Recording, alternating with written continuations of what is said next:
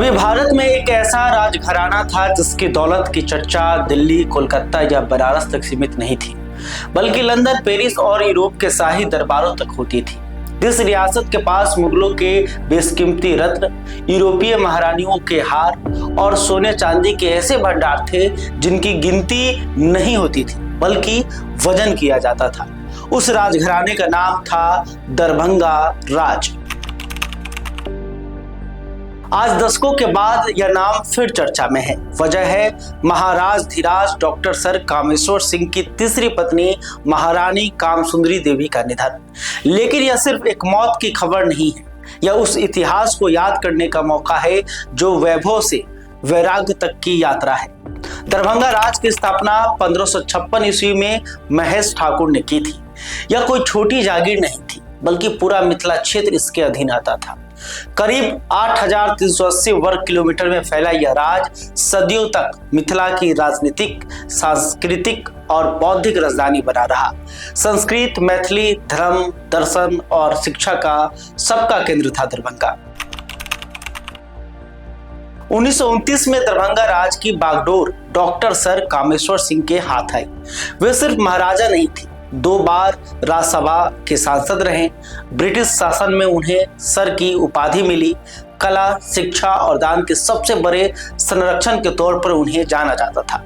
यह हम पूरे गर्व के साथ कह सकते हैं कि उनके लिए सत्ता भोग नहीं बल्कि जिम्मेदारी थी। कहा जाता है कि महाराज ने फ्रांस की महारानी का हीरो का हार खरीदा था।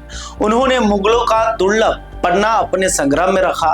द्वितीय विश्व युद्ध के दौरान जब देश संकट में था तो भारत सरकार ने महाराज को पत्र लिखा। 14,000 तोला सोना उन्होंने युद्ध सहयोग में दान कर दिया। सोना लेने खुद देश के वित्त मंत्री नौरगौना पैलेस पहुंचे थे। दरभंगा राज सिर्फ खजाने के लिए नहीं, ज्ञान के लिए भी जाना जाता था। काशी विश्वविद्यालय, पटना विश्वविद्यालय, कलकत्ता विश्वविद्यालय, मिथिला संस्कृत विश्वविद्यालय, इन सब के पीछे कहीं ना कहीं दरभंगा राज की भूमि, धन, संरक्षण था। महाराज की मृत्यु के बाद मिथिला संस्कृति विश्वविद्यालय का नाम कामेश्वर सिंह दरभंगा संस्कृत विश्वविद्यालय रखा गया। महाराज की 3 शादियां हुई। महारानी राजलक्ष्मी देवी, महारानी कामेश्वरी प्रिया, महारानी कामसुंदरी देवी। पर नियत का कुर सच यह था कि कोई संतान नहीं हुई। यह एक ऐसी कमी थी जिसका दुख महाराजा को आखिरी सांस तक रहा। महाराज का सबसे गहरा जुड़ाव मझली रानी महारानी कामेश्वरी प्रिया से था। यह रिश्ता औपचारिक नहीं था, यह आत्मिक साझेदारी थी।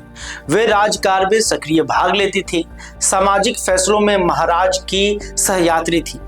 कहा जाता है कि गरीब बच्चों की सेवा के लिए उन्होंने अपनी रोल्स कार दान कर दी। 1939 वही साल जिसने दरभंगा राज की दिशा बदल दी। महारानी कामेश्वरी प्रिया अचानक बीमार पड़ी और कुछ ही समय में दुनिया छोड़ गई। मिथिला समाज में यह विश्वास रहा कि वे गर्भवती थी। अगर ऐसा होता तो दरभंगा राज को एक वैध उत्तराधिकारी मिल जाता।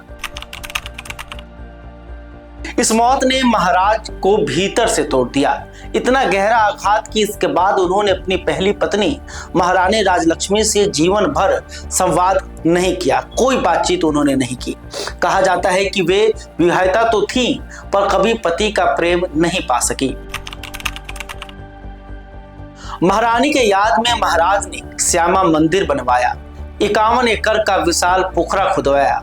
यह निर्माण महारानी के पिता द्वारा संपन्न हुआ, जिन्होंने 11 एकड़ जमीन दान दी। बाकी जमीन खुद महाराज ने खरीदी। 1958 में महाराज ने अपनी विस्तृत वसीयत लंदन के लॉर्ड्स बैंक में सुरक्षित कर रखवाई। रानियों के लिए अलग अलग महल, मासिक भत्ता का इंतजाम और संपत्ति का बड़ा हिस्सा जो है उन्होंने लोकहित और जनता के लिए दे दी है। बाद में 1/4 संपत्ति जन कल्याण हेतु समर्पित की गई। 1947 के बाद जमींदारी उन्मूलन और फिर 1975 की इमरजेंसी ने दरभंगा राज की रीढ़ तोड़ दी। बड़ी रानी की डायरी बताती है कि कैसे एक एक कर महल, जमीन, कार्यालय सरकारी नियंत्रण में चले गए। फिर 26 अगस्त 1975 को मुख्यमंत्री जगन्नाथ मिश्र के नेतृत्व में दरभंगा राज का मुख्य कार्यालय सरकार ने अपने अधीन ले लिया। दरभंगा राज आज भले ही सत्ता में ना हो, पर उसकी आत्मा आज भी मिथिला की मिट्टी में बसती है। यह कहानी है दौलत की नहीं, दान की, राज की नहीं, संस्कार की, और उस प्रेम की जो इतिहास बन गया। दरभंगा राजघराने को लेकर आप क्या सोचते हैं, कमेंट करके बता सकते हैं। इस कहानी को लेकर आप क्या सोचते हैं वो आप कमेंट करके बता सकते हैं। वीडियो अगर आप फेसबुक पर देख रहे हैं तो हमारे पेज को भी फॉलो कर लें। बहुत बहुत धन्यवाद।